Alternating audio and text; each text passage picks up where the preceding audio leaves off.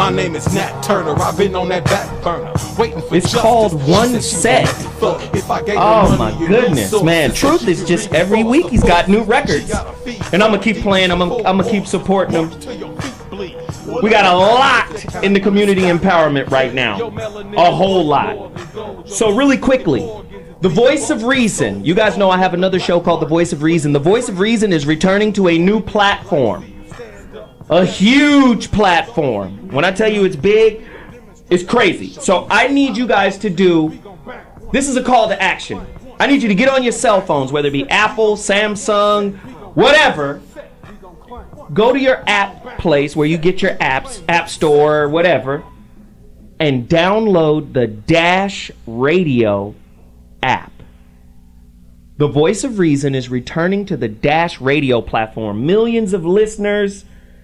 Man, it's huge. I mean, they're positioned to challenge Sirius XM. They're positioned to challenge iHeartRadio. It is a big deal. Starting at the beginning of next month, first week of February, The Voice of Reason will return to Dash Radio. I will give you more details in terms of what station, what network, the number to dial, all of that. Millions of listeners. I'm telling y'all right now to download the Dash Radio app. The Voice of Reason is returning. It's going to be nuts. With that said, do we have our callers on? Okay, I need to get Lou Beatty in. Legendary actor. We got Veronica. All right, we'll get Lou Beatty in a second. Veronica Conway, jump in here really quickly. Promote what you got to do, Beck. Yeah, we're doing another business boot camp for February because, I call February Black Mastery Month. So, Zoe, when the Entrepreneur Boot Camp, which you hosted, we closed a small handful of people, closed about $400,000 worth of business and counting, right, in one day. Wow. And we're going to do it for February. So, because I like helping entrepreneurs make money. So if people want to come and hang on a virtual boot camp and talk to me about it, they can email me at veronicaconway.com. They have to already be entrepreneurs. They can't be startups. They have to already have a business if they really want to, grow by 10 times, 20 times, 10x, 20x, 100x. Mm-hmm. So that's how we do it. All righty. Give me the website one more time. Just email me at veronicaconway.com and put in the subject line, Business Boot Camp. There it is. Thank you for calling in. We appreciate it. We got to keep it moving, keep it pushing. Listen, is our guy on? Is our guy legendary actor? He's not. All right, we got to keep pushing then. Y'all see I'm rocking this new shirt, and it's very nice. A sister reached out to me and said, yo, Zoe, I have a gift for you. Her name is Alicia Mullings. I want you to go to aliciamullings.com or aliciamullings.bigcartel.com. She is a fashion designer. And yes, this is Marcus Garvey on this shirt here. This is Marcus Garvey on here, man. It's really fly. Again, I like to promote stuff that has our face in it, that has our narrative in it. Go there right now. aliciamullings.bigcartel.com. A lot of people ask me, why do you promote all of these fashion designers? Because these are businesses that reach out to me. I'll promote any black business. I'll promote anybody that's struggling, that's trying to come up and do something big in the world. I will. So she reached out to me. She sent this jacket to me. I said, oh, I'll wear that today and support her movement. All right. I think the line is called Afro Babies. It's pretty nice, man. It's really nice. aliciamullings.bigcartel.com. Also, Elephant Clothing. Always got to support these brothers. Go to Elephant, and it's fly the way their website is. It's Elephant, LFANTNYC.com. And I love their stuff. I love their stuff, man. Go support it. If you like polo, spend money with the brothers. I mean, same quality, same heft, same, really high-end, high-grade quality material. It's nothing cheap, man. It's really, really dope. It's really fly. And let's go support this African-American business that's actually, putting back into American culture, hiring people and getting people jobs and and using American labor. So it's very important that we do that. I think we have legendary actor Lou Bailey on the show right now. Is Brother Lou on the line with us right now? Brother Lou Bailey, welcome to the So What Morning Show, brother. Hello? Do we have him? We can't hear him. Can you hear me? I got you now, brother. How are you? Outstanding. How about yourself? Man, I'm alive and well, trying to stay that way.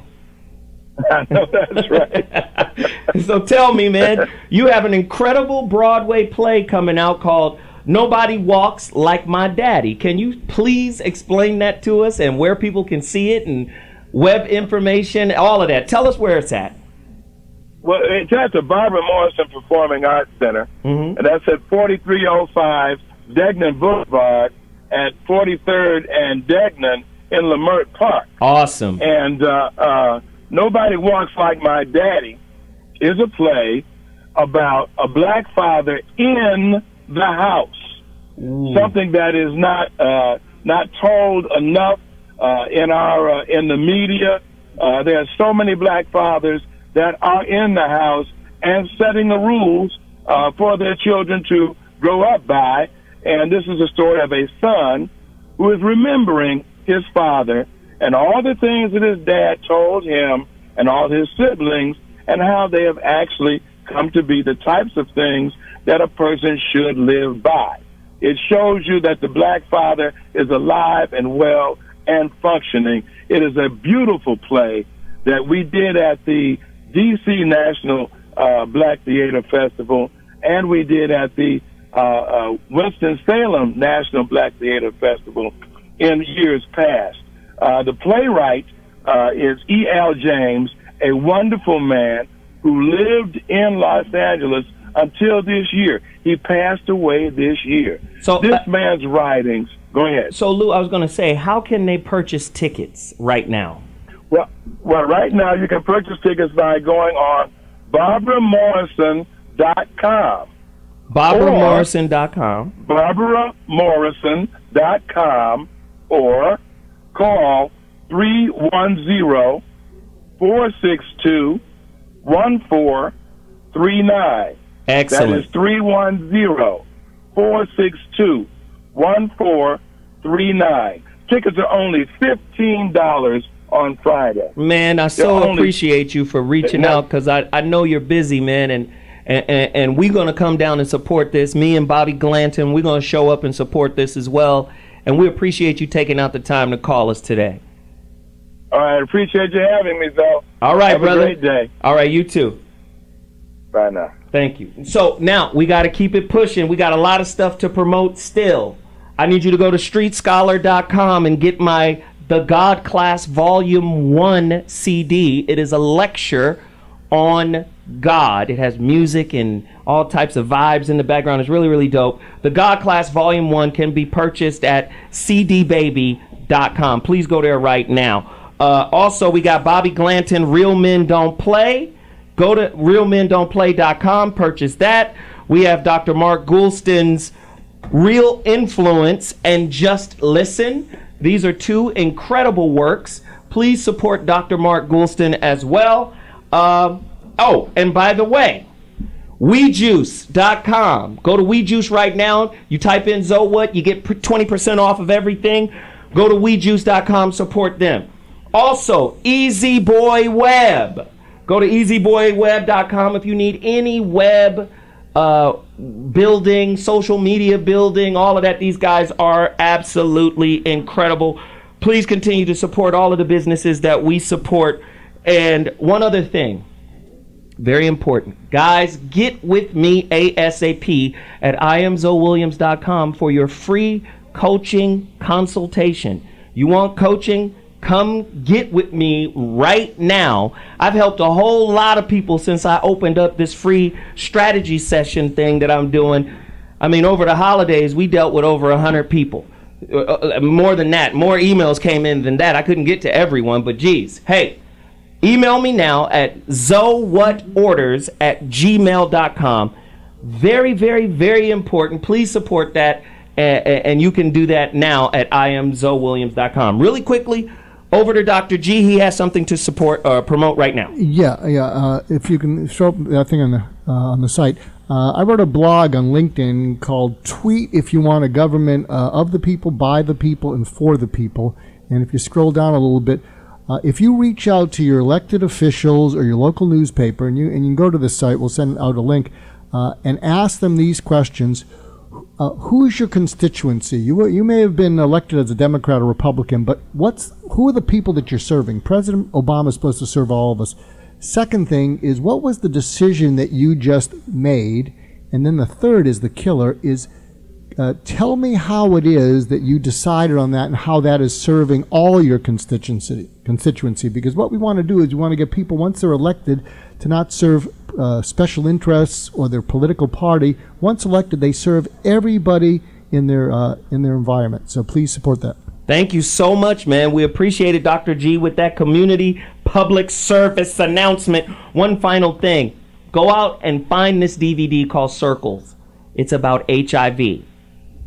Oh, man, when I tell you HIV in the black community, it is cold. Go find it right now, because in a future show, we're going to have the female producer and director of this thing on here to explain what's happening in our community during AIDS Awareness Month. It's going to be powerful.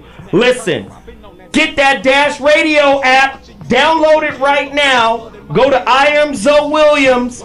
Get your coaching consultation on ZoeWhatOrders@gmail.com. When we come back, today's topic, Zoe What Mornings. We'll be back in a second. Today, more and more men are choosing not to go to school, not to get a job, and not to get married.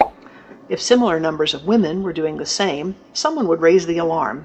But since men are the ones opting out, the problem has been mostly met with silence. Some books say that men are just a bunch of lazy, stoner frat boys who are acting immaturely. In reality, men are acting rationally and opting out of education, work, and marriage, because in all of these areas, the penalties are high and the rewards are low. Each of these areas has its own problems and is important in its own right. But for now, we'll just look at why men are avoiding marriage and fatherhood. The first reason that men don't want to get married is that they'll lose respect. In the past, a man wasn't considered a true adult until he was married and had children. Today, however, husbands and fathers are the butts of jokes, and the media constantly portrays them as buffoons and bumbling idiots. The second reason is that they'll lose out on sex. Men who cohabitate with their partner but aren't married have much more sex than their wedded counterparts. Recent studies have also found that cohabitators are happier and more confident than married couples. The third reason that men don't want to get married is that they could lose their children and their money. Men are aware of the dangers of divorce, specifically that the courts tend to favor mothers. Men only get custody of their children 10% of the time, and overwhelmingly are responsible for paying child support and alimony. The fourth reason is that men will lose their space. Once a man gets married, he's relegated to the dirtiest part of the house, the attic, the basement, the garage. The entire house is supposed to be a shared space, but the rise of the man cave means that the home is increasingly becoming the domain of only the wife and children. The fifth reason that men don't want to get married is that they can lose their freedom. If a man gets divorced and can't afford child support, he can get locked up. On any given day, there are almost 50,000 people in jail due to child support arrears, most of them male. For example, in Massachusetts, 96% of the people incarcerated for unpaid child support are men. The final reason that men don't want to get married is that the single life is better than ever. In the past, single men were looked at with suspicion, but this is no longer the case. There are plenty of 40-year-old bachelors. Employers look favorably at employees with non-conflicting family responsibilities. Dating has gotten easier, and premarital sex is no longer taboo. On top of this, there's more to entertain single men today than there was in the past, with video games, cable TV, and the internet providing diversions not previously available. To recap, men are opting out of marriage, in addition to education and work, at alarming rates.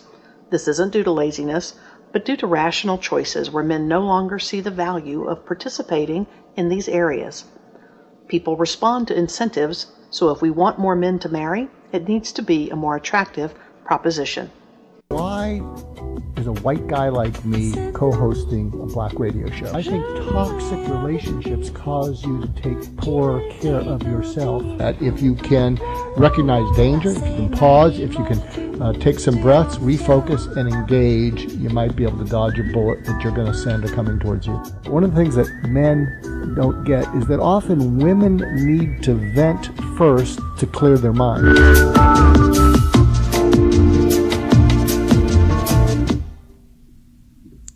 So I was seeing a couple last week, and this was a great revelation to them. I said, men and women were never meant to understand or agree with each other, so don't even try. I said, because you'll never get them to understand each other or agree with each other.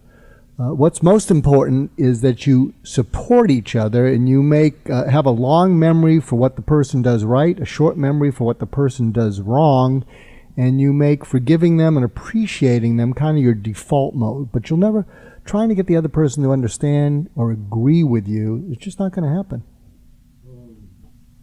This is a tough one. We had to come back and do this show because last week, a lot of people are saying, is that, a perfect example of what's going on between black male and female relations in America? So, out of the community empowerment, we played a video. And what I was trying to illustrate by playing this video is simple. It's all men who are now starting to opt out of the social construct of, I need to be monogamous, I need to be married, I need to raise a family. Absolutely. Men are literally on strike. So if it's across the board, this is what propaganda is about, in my opinion. If it's across the board, why is it a crisis when the black woman is 71% single? Right? Why is it a crisis? Why is it framed as problematic? If across the board, men in the world are starting to see, going to college, getting married, raising a family, they're seeing it as a bad business deal for the most part. Yeah. It's not just black men, it's men in general. So what happens is the media, who, again, the easiest way to control a people is to make them believe their way is right. Right? So whenever you're right, you gotta have wrong. Right? So that's what black and white thinking produces. It produces, I'm right, this is wrong, all the time. There's no perspective in black and white thinking. So with that said, we had to revisit this show because a lot of people were disappointed last week in the performance and not necessarily the performance, but the content of last week's show. They said Zoe is a mastermind. He set it up for, to see women acting crazy and this and that. And I pitted you bitches against one another. But it goes back to our initial point. When America is sick, black folk got leprosy. Pretty much. So we're going to revisit the 3 M's created by Geoff Brown. What are the 3 M's? Your mama, the media, and manless friends. There is another triangle offense. What is it? Creflo Dollar, T.D. Jakes, and Tyler Perry. Woo! Jesus. They come in off the bench when the 3 M's get tired. So you guys. The coach brings, hey, Tyler, put the dress on. Get out of here. TD, I want you to fill a stadium full of wounded, overweight, middle-aged black women and tell them that if they just bring you 10%, everything will be okay. We got that? Okay, great. Go in, Doc. Do you think that when people get married, and this is for all men, it's a surefire recipe for feeling less than and there's something wrong with you? And when you go out in the... really. That's hilarious, Tom. No, when you go out in the world, you can be very proud, but you got to go home. And when you go home, I'm sure that's why a lot of athletes' marriages fall apart, is because the world adores you, and you go home and you say, you were late to your kid's, PTA meeting. What's your problem?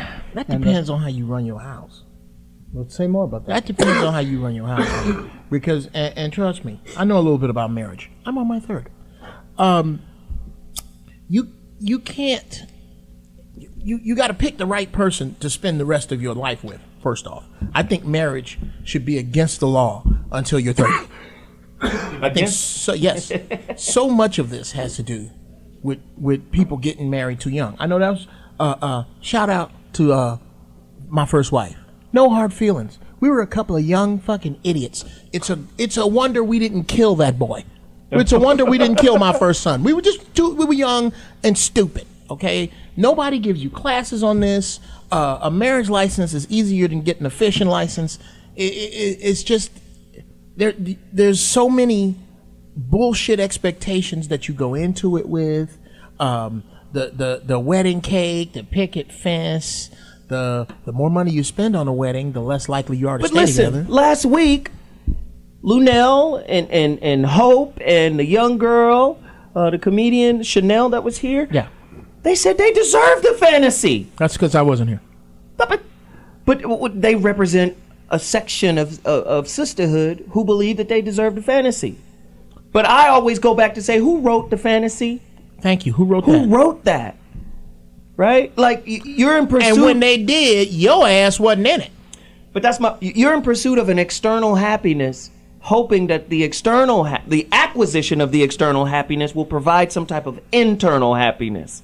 You know, Geoff raises a good point about how immature people are. This is a slight tangent, but I'll try and keep it tight. I'm working on a pilot program in Indiana for the prisons and for the jails and for at-risk youth. And the title of the program is Stop and Consider, meaning teach people to stop and consider consequences before they act. Right. So we're going to try and find role models of people who made it in and out of prison and they don't go back to crime. And we're going to make them, why should you stop and consider consequences before you act? But if you don't, then you're hasty, and it's all what you're saying. Yeah. Young people just don't do that. Bobby G? Well, Doc, you've veered into a lane I'm very familiar with. The American program for the last 30 years has been dealing with that prison population with the intent of reconnecting families, but not necessarily in the traditional sense, but the right purpose being it's the right thing to do. As it loops back into the bigger subject matter about whether it's marriage or cohabitating or whatever, however you go in is how you're going to come out. And if you don't have an agenda that's consistent with the nature of your relationship, it don't matter if you're married or living together, it's going to result in a catastrophe. Right. Because you started out with this misconception that you didn't address in the beginning, and it just grows progressively worse. So when we look at the construct of the modern day relationship, we kind of have to go back to what are we together for? What are we trying to accomplish? And if there isn't a consensus on that, man, it's just a matter of time before it falls apart. But let's drill down into it. When you say, what are we trying to accomplish? Whatever it is a construct that we didn't create. Right. That has to be, we have to acknowledge that as part of the problem. As in, what are we trying to construct with these Legos? Right. Not Lincoln Logs, So, not the Legos. because it goes back to the point that the sisters was making last week, and that is, I'm entitled to this fantasy, and it's your job to help provide it. Do you see what I'm saying? It's your job to help me get that. And I'm saying, wait a minute. You have a fantasy that was created by this system that you want me to live up to. This is where your expectations are born from, right? Mm-hmm. But as a black man, if I'm maligned and denigrated in this society, would it not stand to reason that that is not only a faulty desire, but it is also the source of your own unhappiness?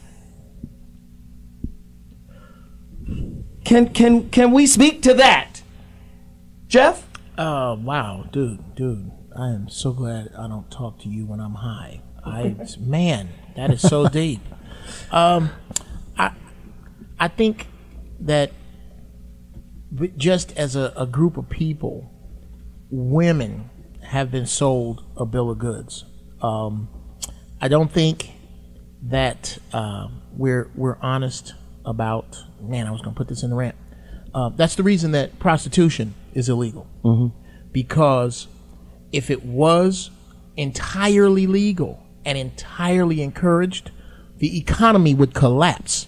It would collapse. Look at how much you don't pay for when you buy a hooker. You don't buy flowers. You don't buy candy. You don't buy dinner. All you buy is gas and rubbers. That's it. You don't buy nothing else. Well, you do buy some kind of food, some type of... That's for you. Oh. I ain't never fed no hoes. I done bought some pussy. I ain't never fed no hoes. I don't feed them hoes. Hey, take us there, Jeff. I don't feed them hoes. When we come back after the break, we gon' see how much y'all can take. Cause Zoe's coming with it. He ain't no bum with it. You better come up in here and get some rum with it and drink it down. We'll be back in a second. So what morning? Man, or try to stand up for them. But I think that you're right. I think that there's been a lot of information out there, and there have been a lot of books about men not getting married or going to college. There have been books like Hannah Rawson's End of Men or Manning Up, Kay Heimowitz or Save the Males. And the basic message of these books has always been that men are acting immaturely. And the reason I wrote the book is that actually I think men are acting rationally. The rewards for men in the fields of marriage, education, career, and fatherhood are just a lot less than they used to be, and the costs and dangers are just a lot higher. And so they're opting out. And whether people want to believe this or not, it's happening. Well, it's interesting. You mentioned Kay Heimowitz's book, which is in some ways similar to yours, but in other ways very different. Mm-hmm. There's a, let's not single her out in particular, but there does tend to be a scoldy tone. And yeah, yes, that's really going to work with men, right? There does tend to be a scoldy tone in a lot of the, you know, what's wrong with men vein, the failure to launch, they're not going to college, they're not participating in the economy. A tone that seems to, interestingly, for liberals, place no obligation whatsoever or no causal effect whatsoever on larger societal factors. No, I mean, I definitely think there is a scolding factor, and I think people are so used to shaming men, and that's very prevalent in the culture. I think that we see, I mean, there's so many messages through the commercials, through the media, that men are just no good, and so it's so easy to pick up and say that, yeah, men are worthless, men can't, you know, they're not good fathers, or we've got so many messages out there, and I think that's just a really negative thing to be sending to men, and particularly young boys in schools and in society. Going back to some of these books like The End of Men or Manning Up, you're right. The message is basically, you know what, you're doing this because you're just an immature man. And you know, there's a chapter in Heimowitz's book about child man in the promised land, and it's looking at how men just have so many options, and this is why they're doing what they're doing. But my point in my book is that men are not, they're not going to participate in a society that is not going to reward them for that behavior. In other words, if you become if you're a good father, a good husband, and you do all of the things you're supposed to do, the society still will go after you if you step out of line in any particular way. In the old days, it was sort of like 50 years ago, a man was head of household, looked up to, treated with respect. And now a married man in many ways is seen as less of a man, not more of one, and it's doubly so if he has kids. We see the whole, he's no longer Ward Cleaver, he's some slut. I have a question, just listening to the sister who wrote this book here, Men on Strike.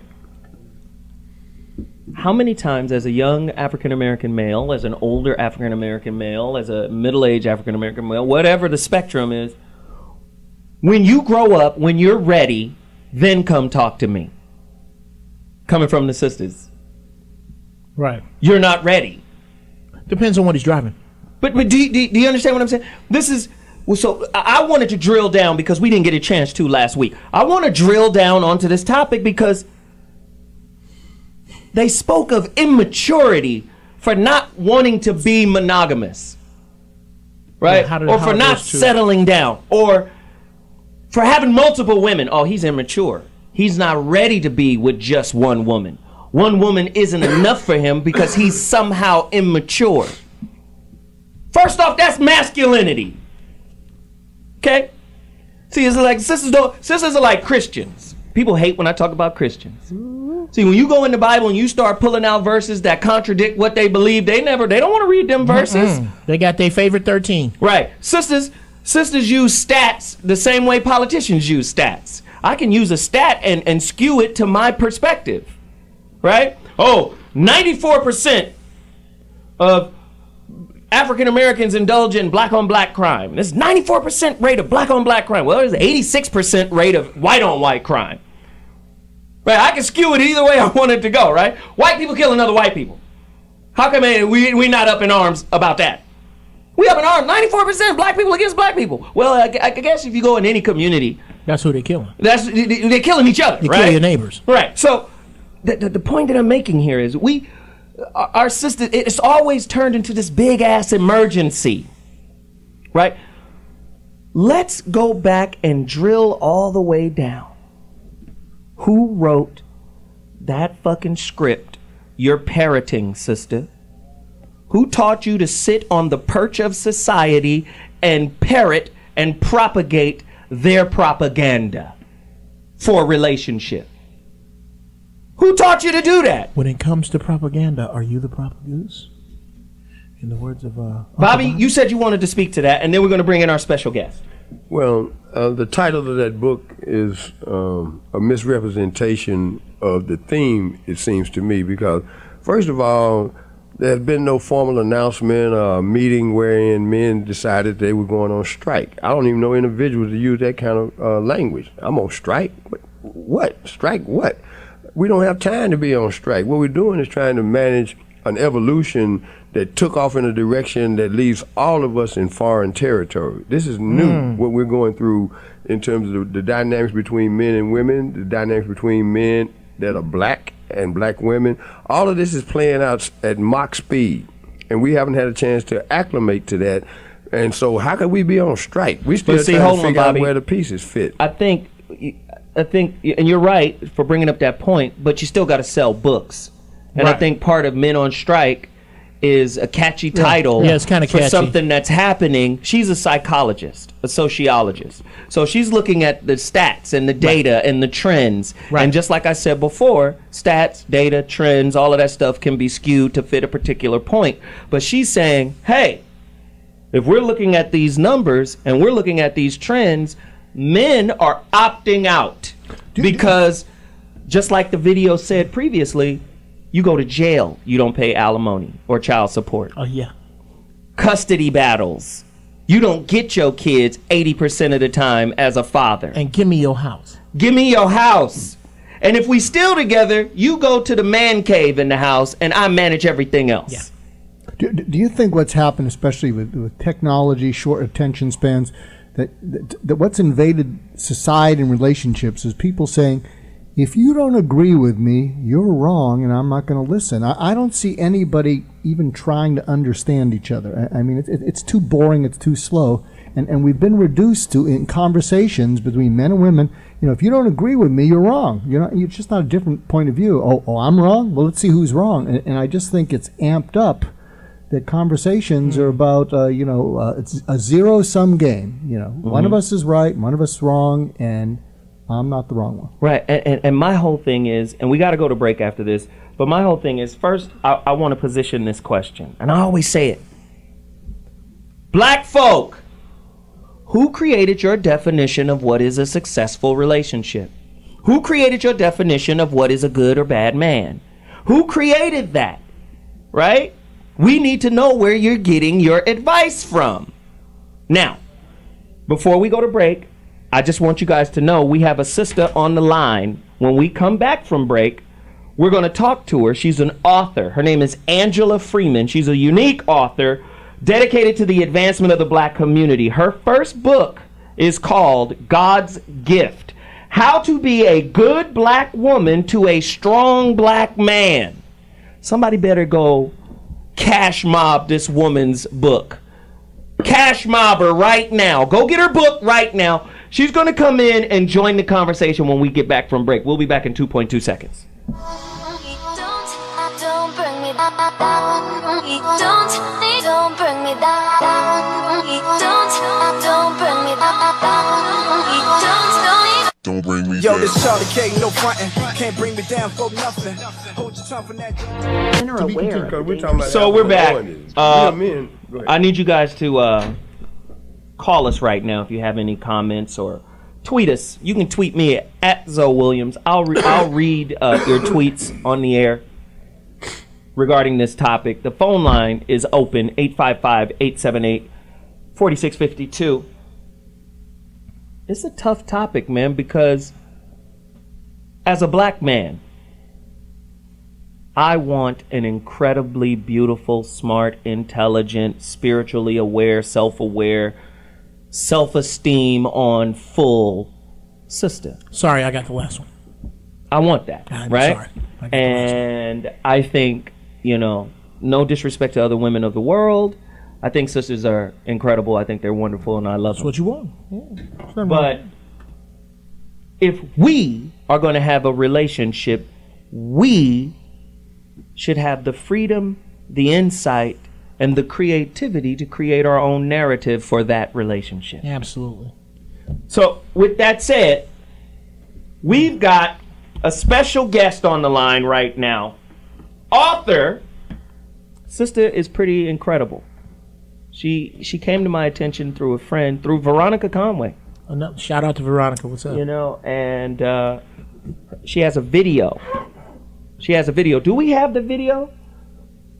The video about smiling, about the white woman smiling. We got to get that video up. But before we get the video up, let's bring her into the show. Angela Freeman, welcome to the Zoe What Morning Show. How are you doing? Thank you. I'm fine. How are you? I am alive and well. Can we speak to the, oh God, the plague, it's Ebola, it's African American men are in prison, it's scarcity, and sisters, 71% of the children are born out of wedlock, sisters are single. What is going on? Can we speak to the propaganda, fear-mongering of what's going on in our community? Well, that's exactly what it is. It's propaganda. I've never had a problem finding a good black man, so I don't know where that's coming from. I think that we have a problem, number one, not really understanding or knowing how to be good black women, and understanding that once we become good black women, we will demand more out of our man. We will inspire more out of our man. Because men basically do what we allow them to do. And Angela, when we raise our standards, men will work to get to those standards. Walk with me here. I agree with you. But walk with me. Let's go back and say sisters demanding. That's the only thing that I disagree. And it's just a matter of, it might be considered a matter of semantics, right? I think the good woman does not demand, but she commands without being pushy and without force. A good woman does not have to demand her man to do something. When she's good in heart, when she's good in spirit, when she's good in intention, that goodness commands and compels the brother to be better. Yeah. It inspires him to be more. Because, and like I said, this might be semantics, and maybe you can help me and give me more context, sister. But I believe when somebody is demanding of something, they are bereft of what they're demanding. They don't have it.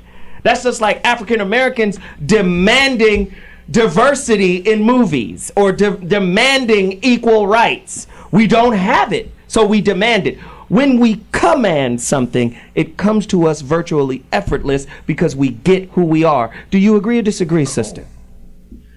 It depends on what point you're talking about. Once you have somebody, do I believe in demanding this or demanding that? No. But when you are looking for somebody, you have got to have a set of expectations, and you have to stick to that. You know, if you don't want somebody who has 8 children by 15 babies' mamas, you need to have those set of standards, and that's something that you need to stick to. So when I say demanding, that is more before the relationship starts. You have to be clear about what you're willing to take and what you will not take. You know, yeah, absolutely. And then Bobby. You know, good to have you on. You know, I think commanding, and you said, I think a big word is you have to have standards, and I think people command the room when you know what they stand for, what they'll stand up for, and what they'll stand up against. Good stuff. And what you stand for can't be about your own personal selfish needs. You know, when you stand for something, if you stand for the relationship, or you stand for the future of your children, and you stand up for it and fight for it, I think that commands respect. When you start demanding stuff, it's more like it's your own personal agenda, which triggers the other person to come back with their own personal agenda. Right, and that's a good point. And then Bobby? language is critical, at least having a working consensus when you start using phrases like demand. As Doc just mentioned, there's a difference and a distinction between an expectation and a demand. And a dear friend of mine told me something that has worked in my life, and that is that which you seek purely in your heart is also seeking you. So you don't have to demand something. Roomy. Yes, that's roomy. It becomes an attraction. So if your expectation is a good man and you true to that, you ain't gonna feel right trying to demand something, because if you do, that ain't the cat. If you got to demand something, then you're trying to make somebody into something that they're not ready to be. Wow. Go ahead, Bobby. Jeff. Let's put a little algebra on that. Let's flip that around. Here we go. Ladies, if you're with a dude when you first get with him, and he, by social definition, ain't shit, wastes his time, stay on the couch, monster at Xbox, horrible at job search, and 6 months later, he is still that dude, it's you.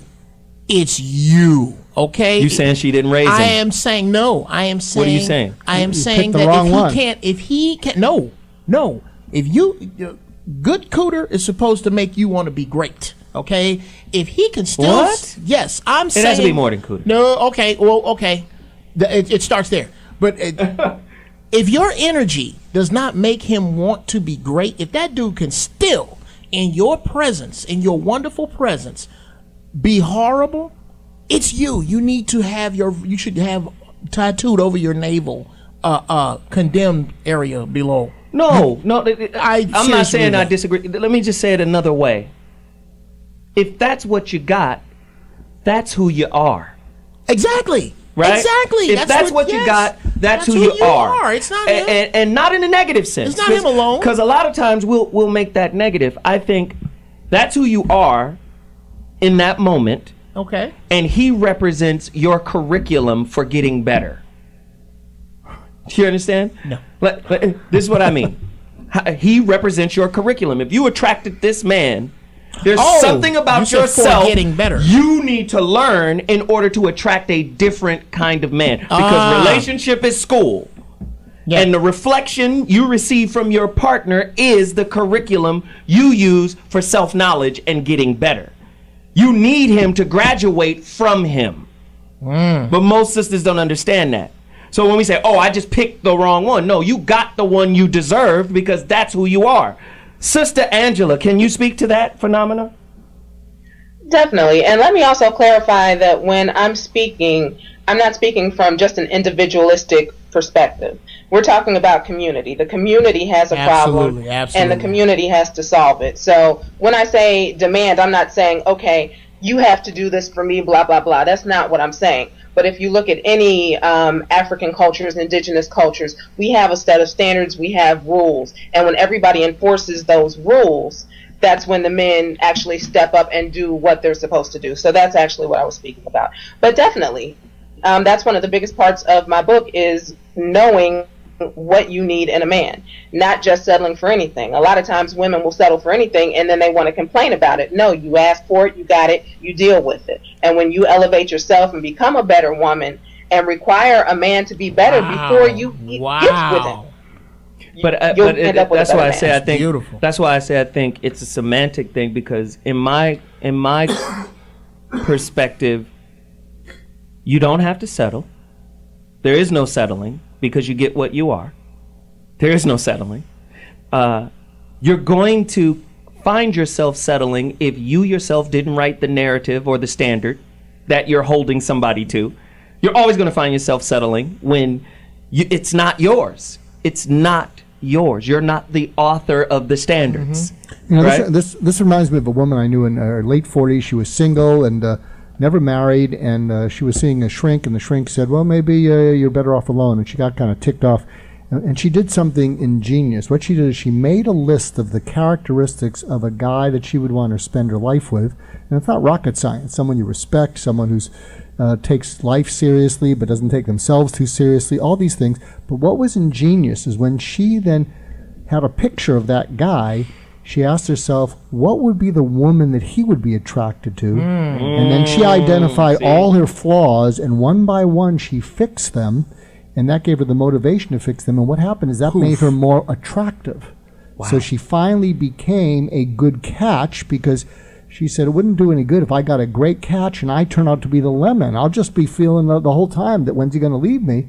And it was brilliant. She's been really married to a good guy for about 8 years. We got a caller on the line right now. Chris from Texas. Talk to us, man. What up, Chris?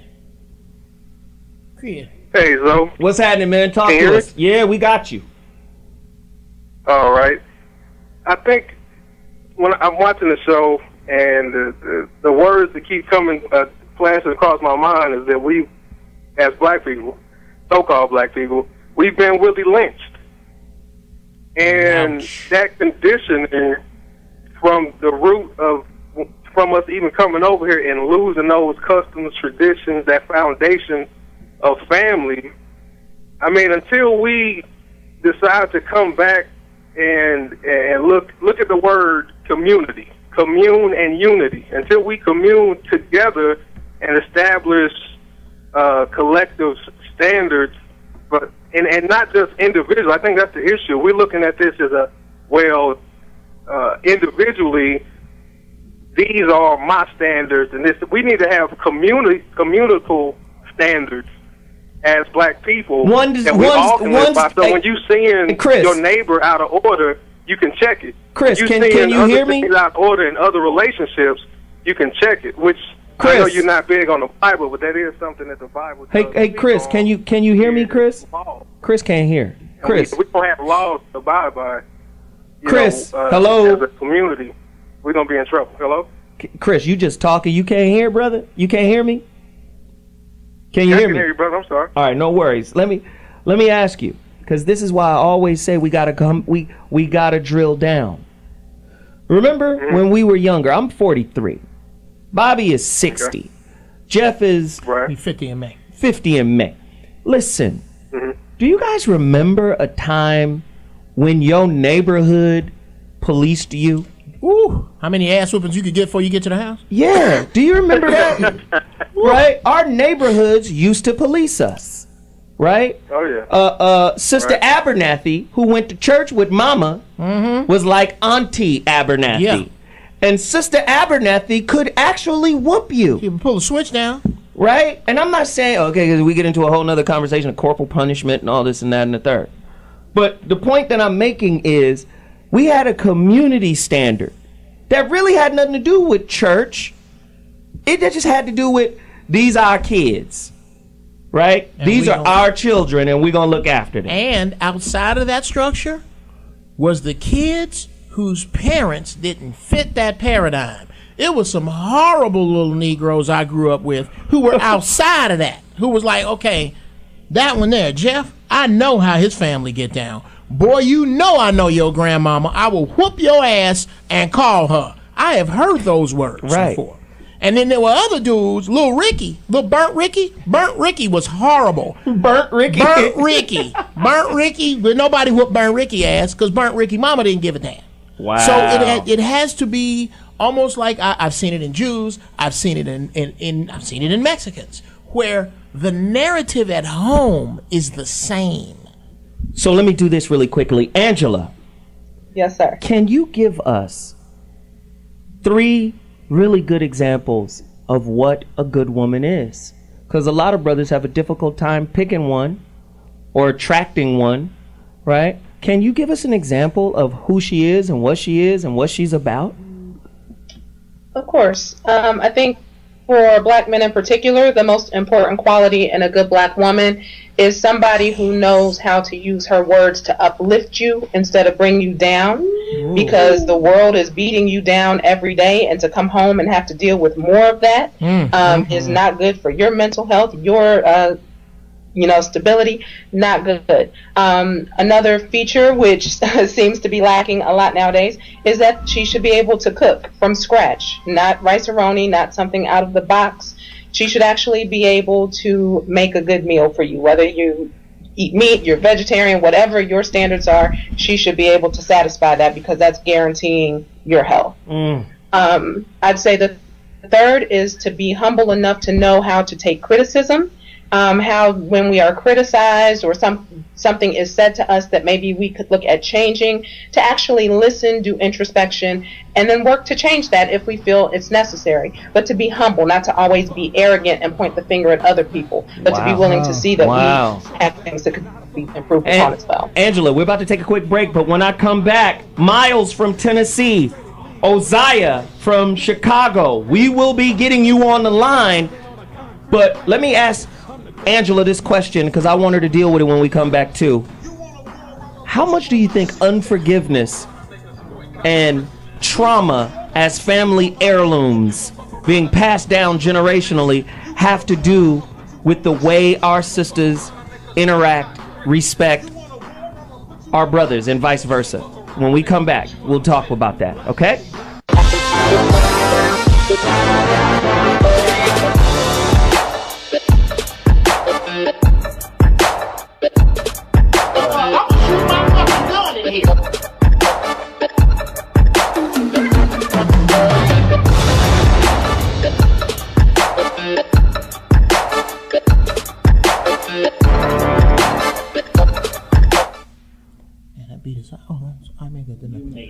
I made that, didn't I?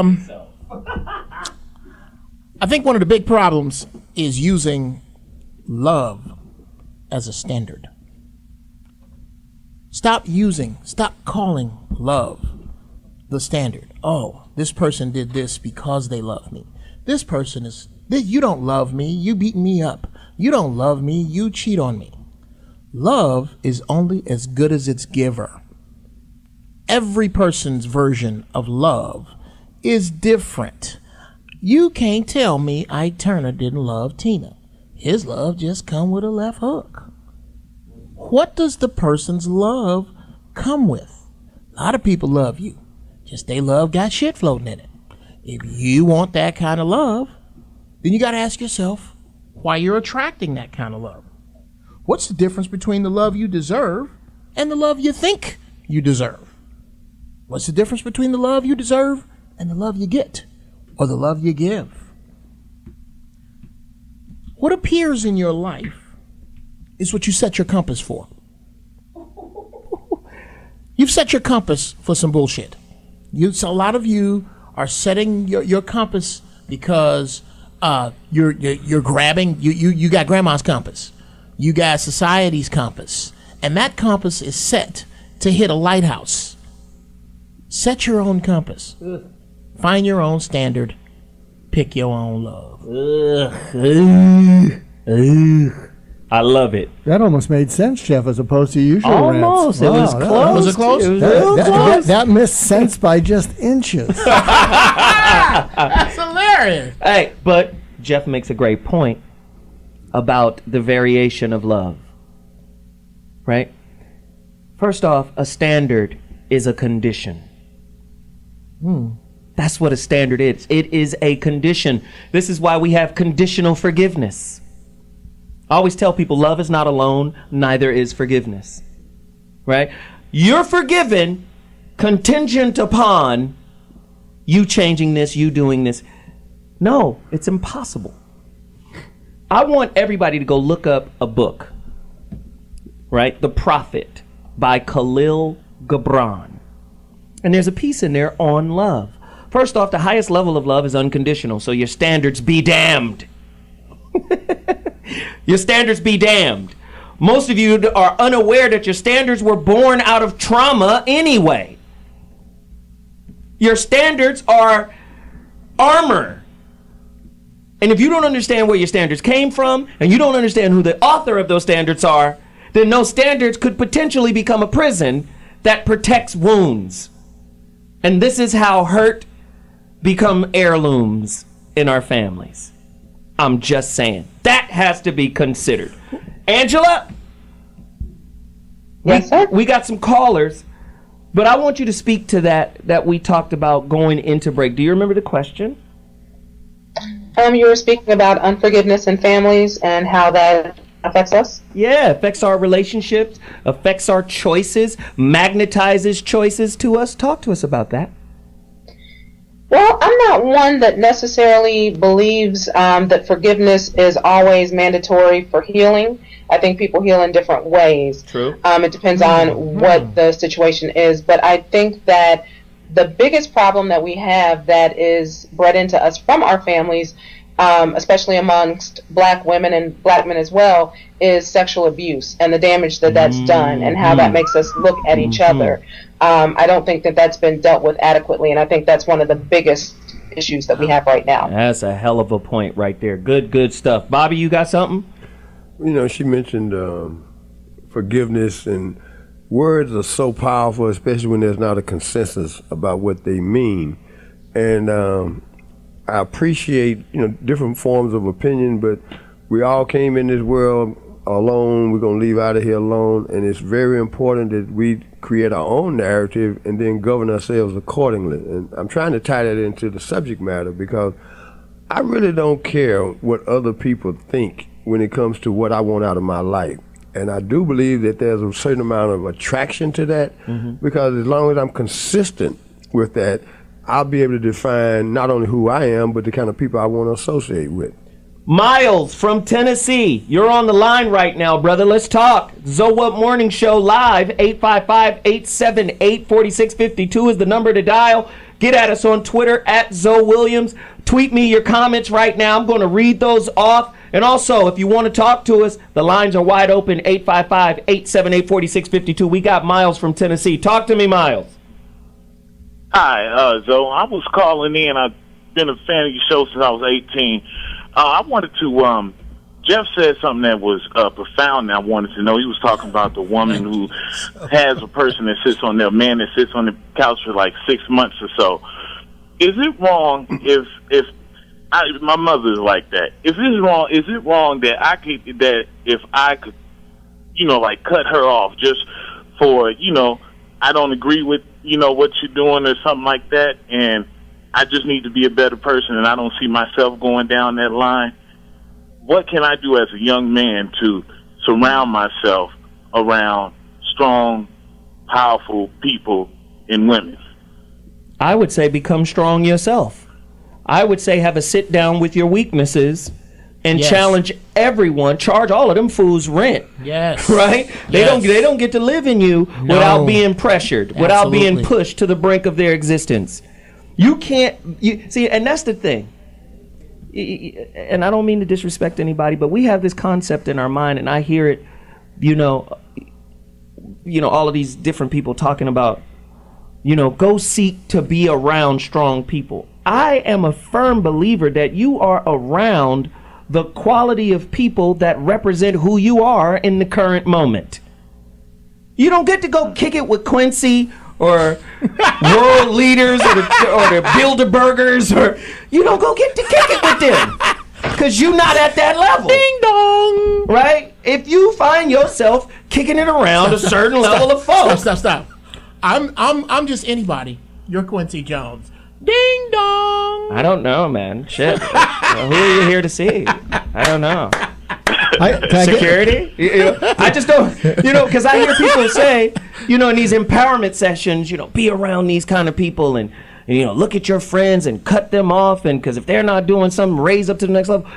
Again, it was Carl Jung who said, regarding the subconscious, said the subconscious, where the dreams are and all of that stuff, all of that stuff is welling up to resolve itself through conflict in relationship. You just don't get to pick great people.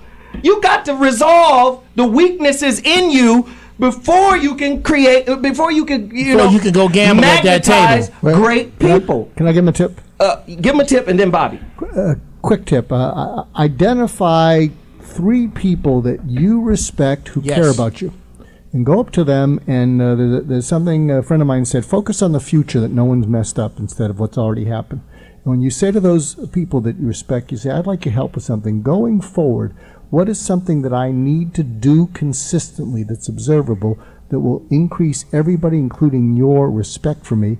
And what are some observable things I need to stop immediately going forward to do the same thing, and then ask them if you can check in with them because you want to be held accountable to their future respect for you. Wow, Jeff. Okay. No, Uncle Bobby. No, that's Bobby. Sorry. Well, yeah, and then after Uncle Bobby, I got something for him. I'm going to go back to something I live by. That which you seek purely in your heart is also seeking you. And the minute that you come to that conclusion in your own mind that you're worthy, it doesn't matter if it's Quincy Jones or President Obama. Whatever you bring to the table, they're going to acknowledge that. And I believe that because I've lived it. I've been around people who are quote-unquote famous, but that's not why I'm around them. I'm around them because there's a balance, there's an exchange. So what you're looking for, if it's real, you're going to attract real. Right. Brother Chris, this is I have a friend who literally is a self-made millionaire that started with nothing and is a multimillionaire today. And he told me these things, and I do them religiously. 1, start here. Write down everything that you are going to do. 2, only do what you write down. If it's not an emergency, if you don't cut your finger off, you got to do what you wrote down. And 3, write everything in one place. You can start there, and that has nothing to do with the people you hang around. Start that. If you say, okay, I'm getting a job doing so-and-so, or my goal is to be a blank. Well, put that goal over a year, divide it by 12, divide that by 4, and then you'll know whether you fucking around next week because you know what you're supposed to be doing. Right? So I'm going to come back to that, and then I'm going to build on that, and then I'm going to go back to Angela because she's an amazing guest, an amazing example of a sister, a good sister. But everybody knows I love Jiddu Krishnamurti. Oh, yeah. That's my favorite philosopher. Philosopher he is. Here we go. He said something very powerful. He said, the enemy is you. That's it. The enemy is you. We never see it from that perspective. Right? I always tell people, and I don't want to get into my final thought, but I always tell people, and we talked about this before on other shows, the projection of a coping mechanism underneath the standards you think you created. You want somebody to date the coping mechanism and not the real person. Bullshitting you are. Bullshitting yourself. The enemy is you if you've never confronted who you think you are. Right? I always say, don't have your experiences become your personal visor, your advisor. Right? In the new book that I'm writing, The Relationship Dismount, I talk about, I coined a word called FEGO. Fear and ego as your personal advisor. Pimp shit, that is. No, it's not, Jeff. But I'm saying far too many people get hurt, and then fear and ego becomes the personal advisor, the visor, advising them on what steps to take in their relationships. When we come back, we'll do more. We'll do more on the 3 M's. We're going to talk about media.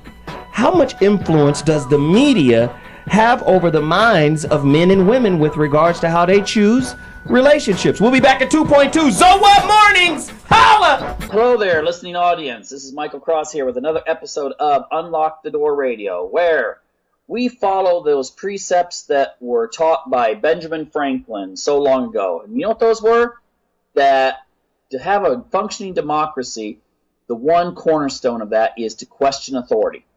Now, questioning authority, speaking of which, our guest tonight, she's got a blog, very strong YouTube presence, lots of videos in which, oh my gosh, she questions authority because nowadays, if you want to talk about feminism and you want to talk about issues relating to gender, if you question the feminist, you are bucking the system. It's institutionalized, not just in North America, but even more so in Western Europe.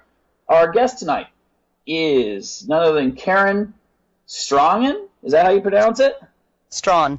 Strong, okay. It's those Scots. They add in all kinds of superfluous letters, so. Yeah. Is that Irish or German? It's Scottish, actually, so yeah. Kind of in between. Okay. No insult to the Scots one way or another. Or the Germans. I'm actually neither. I'm half Danish, but Strawn is my married name, so. Oh, great. You're half Danish. Well, I'm living here in Sweden. I'm married a Swede, and so, got a Scandinavian connection going on there. There you go. Anyway, fellow Viking. I'm just going to jump in with, there's a lot of stuff we can cover here in the next hour. But what I'd like to do is start off by just saying, one of the videos that you have out there basically saying that why men are not marrying. Why is it?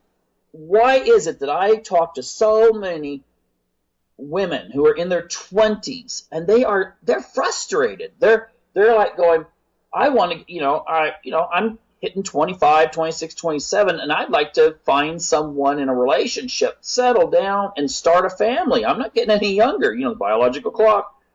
And these are well-educated women, and they keep finding that guys just want to maybe go with them for a year, and then they get dropped.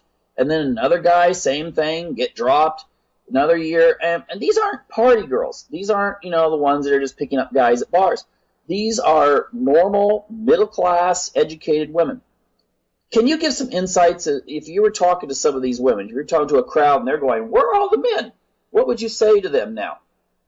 I would say, it's a huge amount of things that contribute to this issue, and one of them is that the younger a man is, the more interested he tends to be, just on average, in getting married. And I think it peaks at 22 or 23, and then after that, it starts to decline.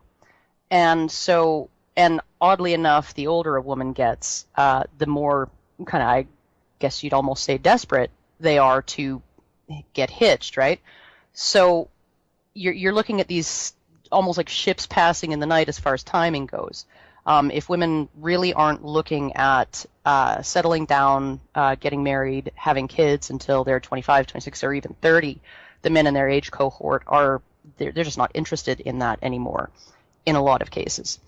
And another thing is that women outnumber men in post-secondary education now, I think all over the West. And women tend to still follow a sort of an instinctive or cultural, or maybe both, hypergamy, right?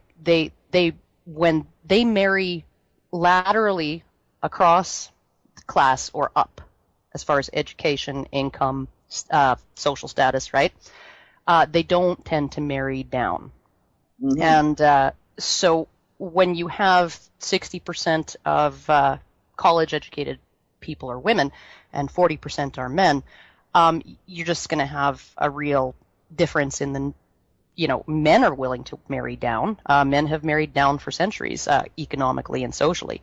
But women are they have high standards as far as what they're looking for in a man. Okay, so it's like, just to illustrate this for the listeners, it's sort of like a woman doctor will date a male doctor, but she probably Do you see what's going on?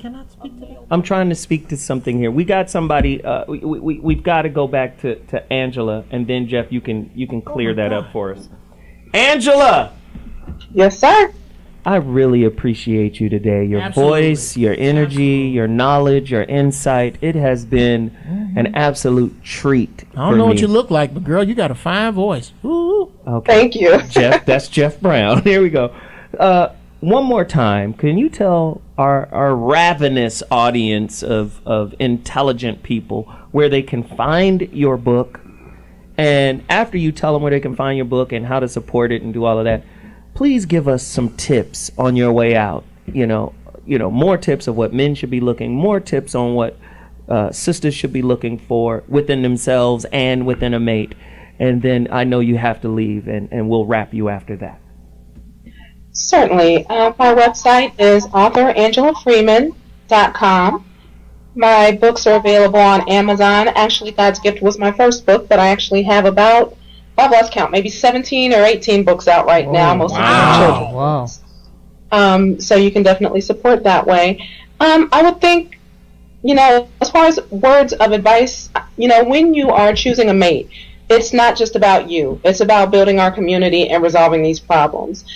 Stop getting with people indiscriminately. If they're not going to make a good husband, if they're not going to make a good father, a good mother, then that's not the person you need to be with. We all need to really start respecting our genitalia a little bit more than we do, men and women, and just be the mate that you would want somebody else to be.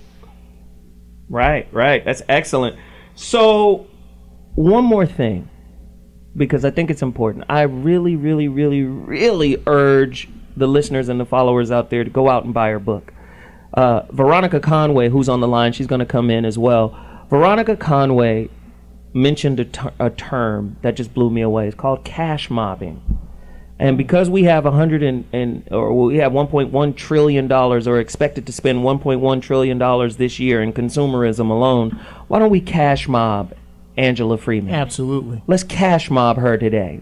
Everybody, go to her website, support the books. She got 17 of them. They're like Jordans for the brain. Wow. Wow. We hope to have you back sometime soon. Thank you so much for joining us, Angela. Thank you so much. It was a pleasure. You guys have a great day. Thank you, Angela. You're a class act. Veronica Conway. Yes, sir. I love it that you're cash mobbing my sister, man. That's black. That's new black power right there. Hey, Ronnie, girl. That's one of the sexy boys. Hey, girl. That's what we got to do. And the reason why we're having this conversation is because I want to talk about the media and its impact on how we choose what's a good partner. What? Can I say something first before you go there, though? Yeah. Yeah.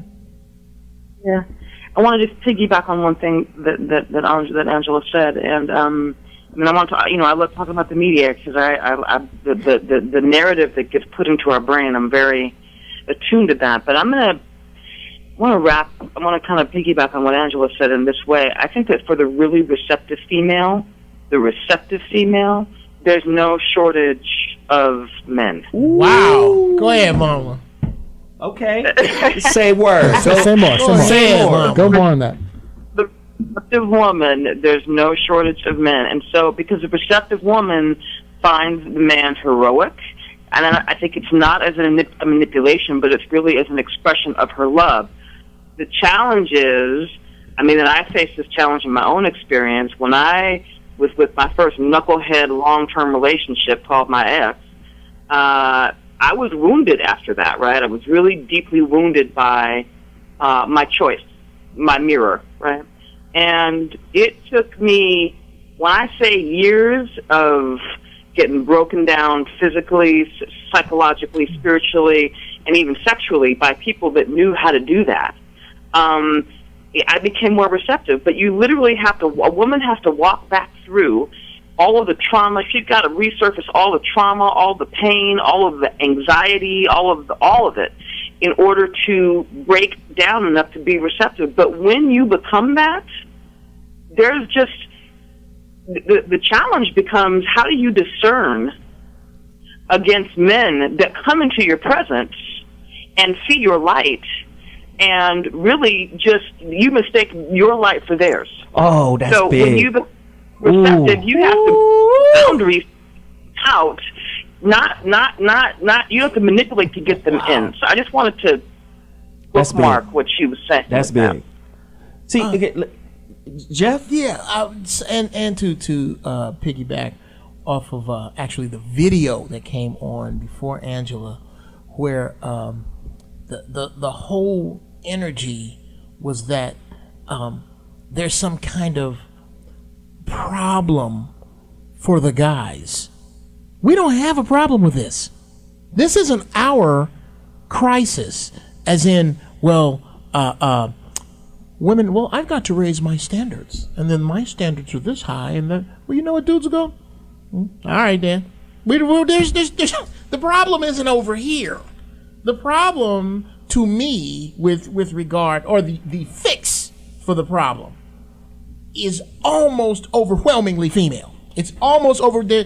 It's if y'all want us back, y'all got to look at y'all's playbook, because you catch more flies with shit than with vinegar. And yeah, everybody, you catch more flies with honey. I don't see flies around honey. I put honey on tea. I use honey all the time. I got dogs dog shit in the backyard. It flies all over that. Well, y'all got to change y'all shit up. Bobby? I agree that women need to shift, and I agree that, because in my experience, when I shifted, or when I've seen women around me, my clients, my people, women that have worked with Hichama, when we've shifted, our situation with men shifts. So it's not, I agree. Absolutely. It's part of our, but it is the community's issue. In other words, we are in this ball of wax together. Oh, yeah. And if we don't find a way to collaborate and take some sort of joint responsibility and have a joint vision, the whole ship goes down. We will be in a world of hurt. Oh, yeah. Well, I agree with that. All I'm saying is that it's the Titanic, and the iceberg has hit on the woman's side. So we'll come on and help you patch your hole, but that's your damn hole. We need to get there. We need to get there. That a great much of this has been made, has been created, has been perpetuated from the media's end for y'all. And when we get back, my man Zoe will elaborate on that, as will my Uncle Bobby. Are you? No, you're not napping. He's gonna. Yeah, he's gonna. Are you? I thought he was napping. I thought he's out. He's like, I ain't dealing with this damn shit. We will be back in 2 minutes. A few months ago, a judge did erase the debt that Carnell owed that mom of the kid that's not his, but not the debt owed to the state, $30,000 for welfare benefits paid over the years. He says he's going to keep fighting until all of the debt is erased. Kim Russell, 7 Action News. You got to be goddamn kidding me. So following the through line of the show, we had to play that because that's something happening in the news now. Holy. Okay, why? Under manhood. No. No, it's manhood in America. The biggest part of the bullshit of what I have just seen is that they allowed that trifling heifer to not have her face shown, and ain't no charges on her fraudulent monkey ass. She started all this shit. She pulled this brother's name out of a hat and said, okay, which one of these dudes can I fuck over? Of the dudes I was fucking, which one should I fuck over? The nice one. Eeny, meeny, miny, Carnell. And they didn't even... You were supposed to go to Bobby. You know that, right? Yeah, but my outrage... okay. I can't even see. It's all right. Just have your tea. Lord Jeffrey. Well, that's why it's so important to control not only the narrative, but the spotlight needs to be on what men do in the course of their lifetime. In the other segment, we talked briefly about, the patterns where women are going to college more than men are. Well, let's play the tape back 60 years. My Uncle Simon Glanton ran a grocery store in Murfreesboro, Tennessee. He was married to Lydia Glanton, who was an educator. And they stayed married almost 60 years. Wow. And they stayed in their respective lanes because she respected him as a man, and he never chased that ideal that I need to elevate to have the woman that chose to be with me. So that's what's been destroyed, is the fact that sometimes you're going to meet a person and it doesn't matter what they do, it's how they treat you. Right. You see? And Bobby, that's an excellent point. And there's a book out there. Get this book. It's called The Kabbalion. Right? Kyballion. The Kabbalion. The 7 Hermetic Principles. Written by the 3 initiatives, or the 3 initiates. Right? I don't give a damn what you tell me. You done been to prison. No, don't nobody else read like this. No, just stop. Okay. The reason why I say you get that book is because one of the 7 principles is everything is a half truth. Nothing is a total truth. Everything is a half truth. So with that said, this is how you govern and control and manipulate people, religions, and the half truth in our political system is, oh, he's a Democrat. Well, no, he's a Republican. So they have their own truths, right? So everything is fragmented and then polarized. Half truth, right and wrong at the same time. What does that mean? What does that mean? This is how we get manipulated. You're coming at me too fast. Okay, I got it. Okay, go. Had to buffer. All right. No, but I'm just saying, when it comes to, women are the number one students and the best education and the most educated and that's the standard. Well, if that's the case, would it also imply that women And now when we start doing the stats, they're saying African American women are the number one educated female, number one educated gender. More than white men, more than white women. There are more sisters in college, graduating from college, than anybody. So here's the half-truth. The part of the truth that's good is, oh, wow, you're number one. Yeah! But the other truth is, would that then mean you're number one in debt? Right? When we start talking about student loans, and as soon as you walk off that damn podium after getting that paper, that's a receipt. You're drowning in the debt that it took for you to even get that degree. So do you understand? No, so watch how debt works. Debt forces you into the economy. I got to pay this shit off. So watch how this plays on your relationships. Well, I need somebody to help me. And if he isn't at the educational level or the debt level that I'm at, he not a good man, Bobby. You can have more degrees than a thermometer and not be able to find your way. Good stuff, Bobby. And not be able to find your way out of a one-room apartment with an exit sign over the door. Ooh. So what happens when we get this thing twisted all out of shape and people define relationships based on these false narratives? You end up chasing an illusion, because I know more brothers, and not just brothers, men in general, who have not finished college, who have made enough money to burn up a wet dog. Because they concentrate on making money. You can't get them kind of phrases without going down south. You got to be them from phrases Murfreesboro. Ain't in Vancouver.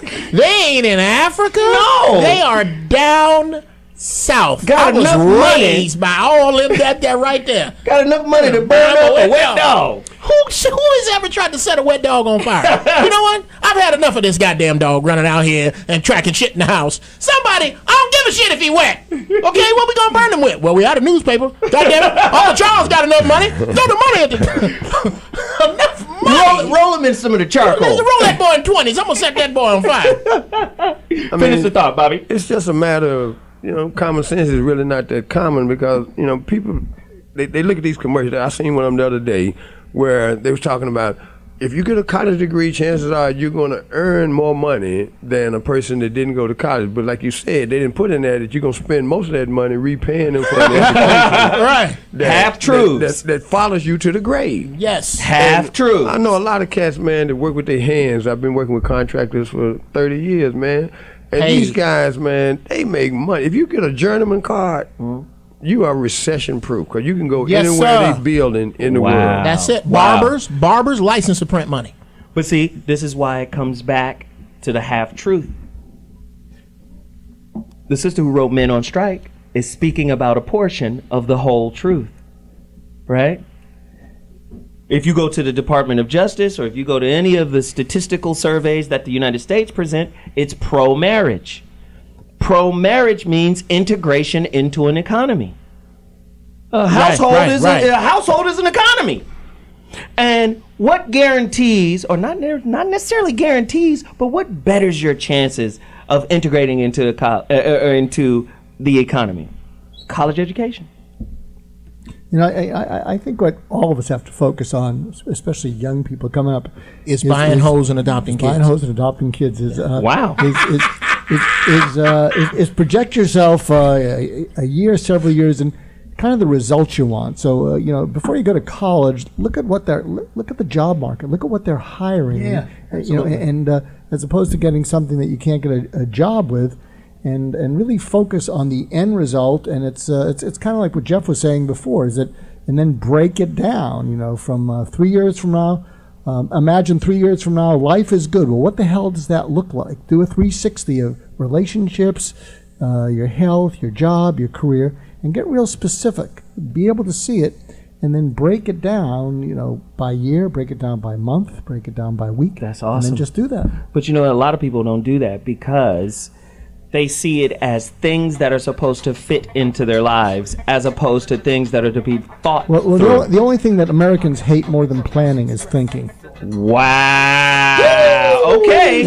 As we go out to break, also realize that most businesses at their fundamental state is a solution to a problem. Think about solving Wow. problems if you're trying to make some money. Wow. Great point, Bobby. We'll be back at 2.2. So What Morning Show. The 3 M's. Manless friends, your mama, and the media. We'll be back.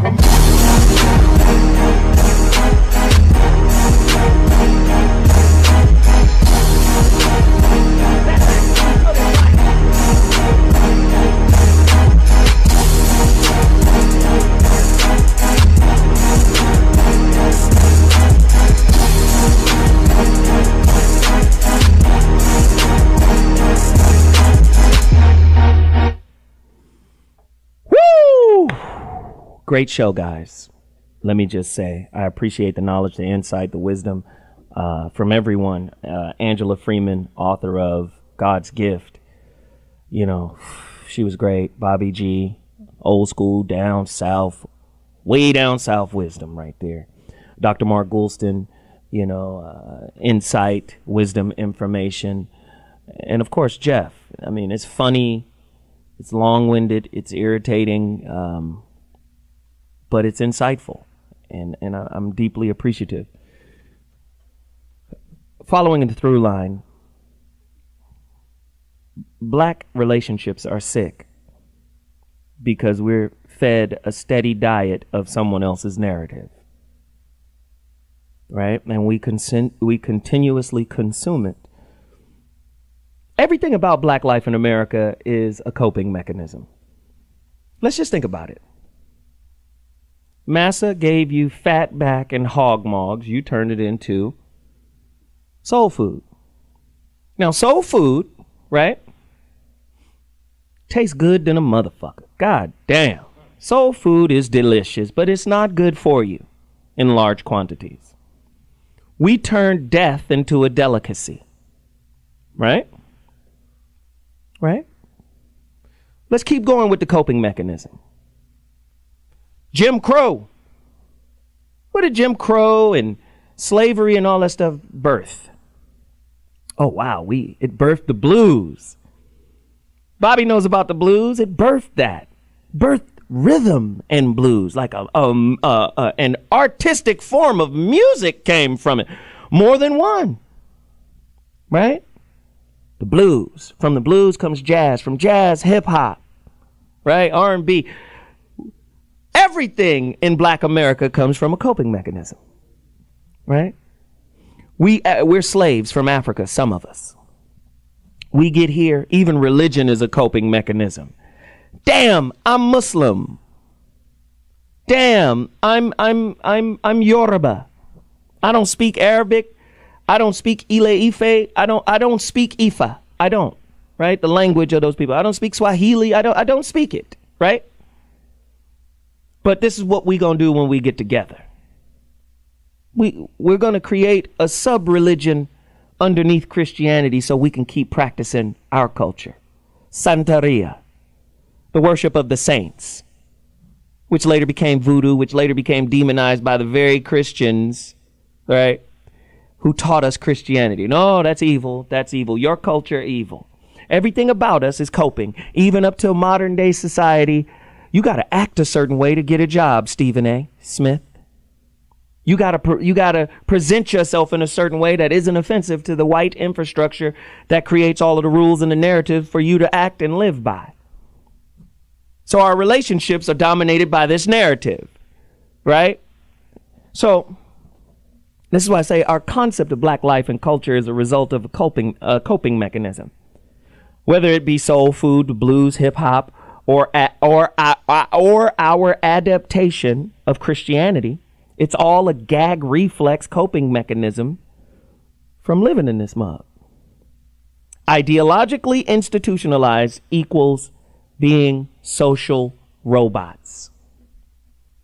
If you do not create that narrative, we're always nailing home, right? He's not a good man because he didn't go to school. The worst thing that can happen to an industrious, intelligent black man is a really good, really fine European education. You want him to be a certain type of black man that fits in a certain type of system. This is why all of the things we ask for, like diversity, empowers the powers that be. We're no different from homosexuals who are begging to be let into Christianity. Right? Homosexuals want diversity in religion. Don't they? Right? Even though the books say you're an abomination. Well, black people are just like that when it comes to the American society and infrastructure we live in. We're banging on the door. Acknowledge us. Acknowledge us. You need diversity in the Golden Globes. You need to acknowledge us. No, we don't. That's their narrative. Why are you fighting and killing to be acknowledged by people that don't respect you and that give you a narrative that says don't respect your man or don't respect your woman? Why are we fighting to be a part of that? And when we say write your own, you go back to the default narrative that someone who doesn't value you gave you as a point of reference for what is right. The problem, sisters and brothers, but I say sisters because you guys are the creators. When you believe in a standard, it manifests itself. You look up the Latin roots for the word materialize, mother, matter. It all comes from the same thing. You guys are creators. So whatever the thinker thinks, the prover will prove. You look it up. The problem is that your standards aren't tethered to your spirit anymore. They're tethered to a spiritless social norm. And this is why you think there are no good men, because you're not letting your spirit lead. I know it's a hard pill to swallow, right? But when you let your spirit lead, it comes from a space of self-knowledge. It comes from a space of self-acceptance. It comes from a space of self-maturity. I've evolved. I've understood why I attracted Willie Bobo, the dude that was sitting on the couch eating all my cereal. I understand him now. I understand why he's in my life. I always tell sisters, man, look at the light spectrum. You got some light that's visible to the naked eye, and you got some that isn't, right? Some that aren't. The gamma rays, right? The ultraviolet rays aren't visible to the naked eye. Well, look at your good qualities as light that's visible to the naked eye, and look at your bad qualities as light that isn't. That light still, even on the X-rays and the ultraviolet rays, that light still serves as a lighthouse for busters, for bad relationship experiences. And until you reconcile those dark lights that magnetize and gravitate to you certain experiences that are designed to help you evolve from them through understanding, you're going to have negative experiences. You got to challenge what this system said was right for you. And until you do that, you're going to keep experiencing the same thing. You're going to keep rewriting standards that aren't necessarily designed for your success in relationship. I'm Zoe Williams, and that's my final thought. I'm going to say it again. Put up that pic real quick. You guys got to go download the Dash Radio app. You can get it from the Apple Store. You can get it from Google Play. Also, follow me on Instagram at Mr. Zoe What. Follow me on Twitter at Zoe Williams. And go to my website, I am Zoe Williams. I need you all to purchase the God Class Volume 1. Go cash mob me right now. God Class Volume 1, Street Scholar, on cdbaby.com. And if you're looking for coaching, personal coaching, life coaching, relationship coaching, just trying to get over that hump, email me right now. Free consultations, free strategy sessions at zowhatorders@gmail.com. Very important that you do so. I appreciate everyone who tuned in today. Bobby, where can they find you and how can they get your stuff? Go to my website, www.realmendon'tplay.com, and check out these brothers that I've been blessed to know, and then see if they meet the standard that can be replicated. They leave indelible footprints, and you can follow me on Twitter at Glanton-Smith. Beautiful. Dr. Mark Goulston, talk to us, man. Yeah, find me at markgoulston.com, Goulston, Mark with a K, or you can find me on Twitter at Mark Goulston. Geoff Brown. Go to MIP MIPTAGS, MIPTAGS.com, and you can find all my stuff there. This Friday, I will be at a place I don't remember because I got the gig last night while I was high. So go to MIPTAGS.com and it'll tell you where I'm going to be. Oh, one other thing, via skinscience.com. Please support Rita G via skinscience.com. And Alicia Mullings, check her out, man. She hit me up with this nice garment, Marcus Garvey on it. It's fly. Hey, I support all black businesses. Y'all get at us. We want to support everything you do. If you got a business, email me at zowhatorders@gmail.com. I appreciate you guys. I just remembered. It's Iguanas and Pico Rivera. Iguanas this Friday. Geoff Brown doing stand-up comedy. Unchained. Killing them. Deuces!